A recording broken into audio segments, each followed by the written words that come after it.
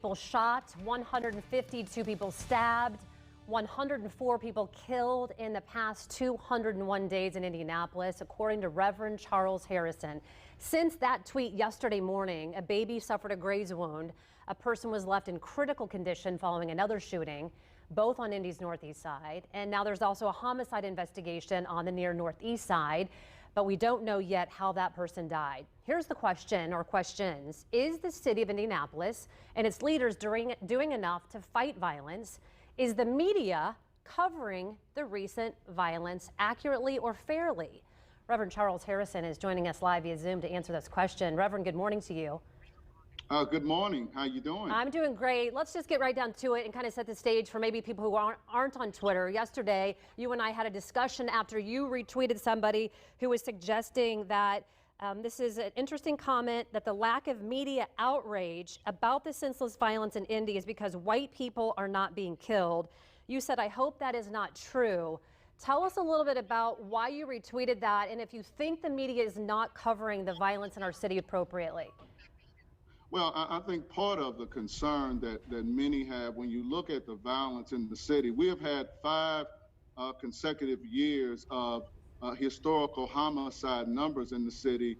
3 out of 4 of the homicide victims have been Black. Almost every year, over 70% of those homicide victims are Black.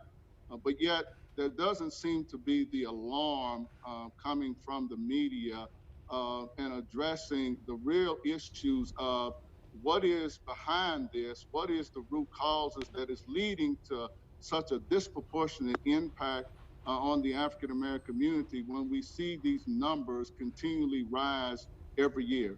Reverend, do you think that the media, are we supposed to be outraged? Are we supposed to be alarmed? And do you feel like someone like myself honestly is not having enough of those stories on, or giving the opportunity for you or city leaders to come on and talk about how to fix this problem? I think you have to look at really the root causes of it. Why are young men and young women making decisions that lead them down a bad path? And it's not because they're bad people or because they're criminals or thugs that some people will say, but it's the cards that's been dealt them that is leading them down that path. And I think what would be more helpful if news stations would really address root causes, what is causing people to make these poor decisions that leads to so much of the senseless violence that we see. Because a lot of times I feel like when I watch the news and I see the pictures of the suspects and the individuals who are killed, it always appears as a Black face. So the Black face has become synonymous with crime and violence, and that is the concern. So tell me, because you know I want to learn and I want to understand and I want to do better if I need to do better.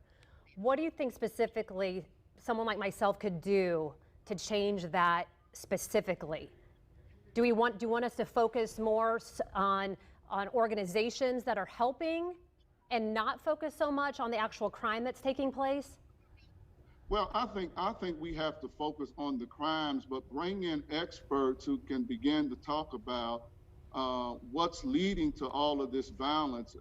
Indianapolis, the Black community is about 28% of the population, but we're over 70% of the victims and the suspects of violence. So bring people in who can begin to talk about what are the root causes of it, and then how do we address it as a city so that we can begin to lower those numbers and lower the numbers of young people that are being killed in this city on a daily basis, it seems like almost now. Yeah, I know that the 10-Point Coalition, you tweet often about some of the success that you have had in different specific neighborhoods.